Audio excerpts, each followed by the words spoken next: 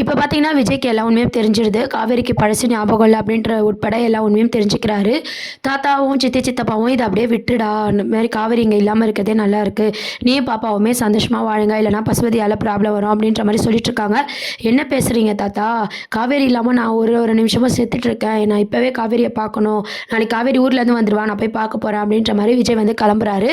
உடனே தாத்தா என்ன சொல்றாருன்னா, "வேணாம் விஜய் சொன்னா கேளுன்னு" சொல்லி சித்தப்பா எல்லாரும் பார்த்தீங்கன்னா தடுக்குறாங்க. "இதுக்கப்புறமா உங்கள நம்பி இருந்தேன்னா, நான் காவேரிக்கு செய்ற துரோகம்." அப்படின்னு சொல்லிட்டு விஜய் வந்து கிளம்புறாரு.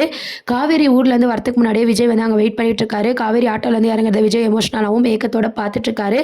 இப்போ காவேரி கிட்ட போய் பேசினா தப்பாயிடுமோ அப்படின்ற மாரி யோசிச்சுட்டு இருக்காரு. அதுக்கப்புறம் பார்த்தீங்கன்னா, காவேரியும் விஜய பார்த்துட்டு, விஜய் காவேரி கிட்ட பேசுறதுக்கு முன்னாடியே காவேரி வந்து, "நீங்க அம்மாவோட அப்பா தானே?" அப்படின்ற மாரி கேட்குறாங்க. உடனே விஜய் வந்து அதிர்ச்சியா வந்து, "ஆமா டீச்சர்." அப்படின்ற மாரி சொல்றாங்க.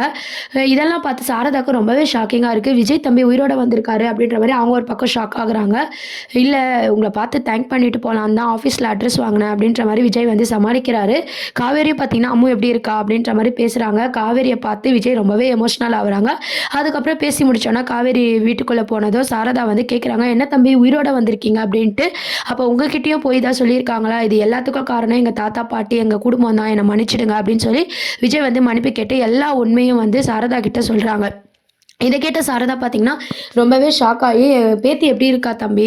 இப்ப உங்க சித்தி, சித்தப்பாலாம் வந்து எங்கள பார்த்து பேசிட்டு கூட போனாங்க. ஆனா வெளியூர்ல இருக்கிறதா சொன்னாங்க." அப்படின்ற மாரி சொல்லும்போது, ஃபோன்ல ஃபோட்டோ காட்டுறாங்க. இத பார்த்து சாரதாக்கும் ரொம்பவே சந்தோஷமா இருக்கு, பேத்திய பார்த்ததும். அதுக்கப்புறம் வந்து, "காவேரி கிட்ட இப்ப எதுவும் சொல்ல வேண்டாம் தம்பி. நேரம் பார்த்து சொல்லிக்கலாம்." அப்படின்ற மாரி சொல்றாங்க. விஜயும் வந்து புரிஞ்சுகிட்டு அங்கருந்து போயிடுறாரு. இந்த விஷயத்த கங்கா, நிவின் கிட்ட சாரதா வந்து ஷேர் பண்றாங்க. அப்போ கங்கா என்ன சொல்றாங்கன்னா, "இதுவரைக்கும் காவேரி நிம்மதியா வாழ்ந்துட்டு இருக்கா. அந்த குடும்பத்துக்கு போணுமா? எவ்வளோ பெரிய பொய் சொல்லியிருக்காங்க. அந்த குடும்பத்தில காவேரி வாழணுமா?" அப்படின்ற மாரி சொல்றாங்க. "இவ்ளோ பெரிய விஷயத்த எப்படி நம்ம காவேரி கிட்ட மறைக்கிறது? அதுவும் விஜய் தம்பியும் வந்து கேட்குறாரு." அப்படின்ற மாரி சாரதா சொல்லிட்டு இருக்காங்க. இன்னொரு சைட் பார்த்தீங்கன்னா, காவேரி மனசுல எப்படின்னா இடம் பிடிக்கணும். காவேரிக்கு பழசெல்லாம் ஞாபகம் வரணும் அப்படின்னு சொல்லிட்டு, விஜய் என்ன பண்றாருன்னா, டெய்லி ஸ்கூல்ல அம்முவ கூட்டிட்டு போம்போது காவேரிய பார்த்து பேசுறாங்க.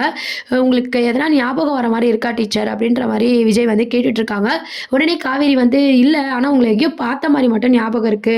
உங்க பேர் வேற நீங்க விஜய் சொல்றீங்களா? அந்த பேர் வேற நான் எங்கேயோ கேட்ட மாரி ஞாபகம் இருக்கு." அப்படின்னு சொல்லும்போது, விஜய்க்கு ரொம்பவே சந்தோஷமா ஆயிடுது. "இன்னும் நல்லா யோசிச்சு பாருங்க." அப்படின்ற மாரி விஜய் வந்து சொல்லிட்டு இருக்காரு. அந்த டைம் பார்த்தீங்கன்னா, ஸ்கூல்ல பெல் அடிச்சுட்டாங்க. நான் கிளாஸ்க்கு போணும்னு சொல்லி காவேரி கிளம்பிடுறாங்க.